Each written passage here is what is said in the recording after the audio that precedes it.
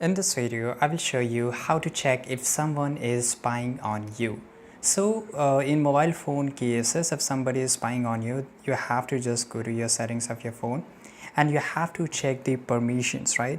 Because this is very important, because without permission, nobody can, uh, do a spy on here. So basically you have to go to the privacy and you can just go to the permission manager here, and here you will able to see that whichever the function or the application this apps has taken as a permission.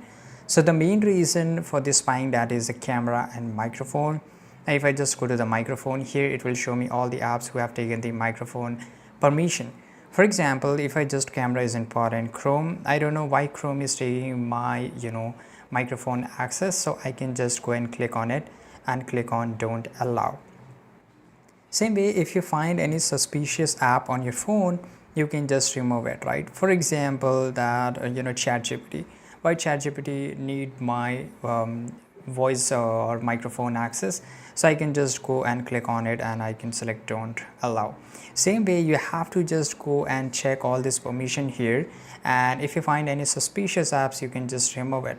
Same way, you have to just go to the camera, and in this way you can just find, for example, crypto.com doesn't need my camera, that's why I didn't give him, right? Same thing, you have to just go and check. So actually it's allowed in use, I will just go and click on don't allow, right? Same way, you have to go here to the application section and make sure which apps you don't need, and if you find any suspicious app which is not available on Play Store, App Store, remove it instantly. So this is the best thing I can do you, and this is how you can do it. I hope you found this video very useful. Subscribe.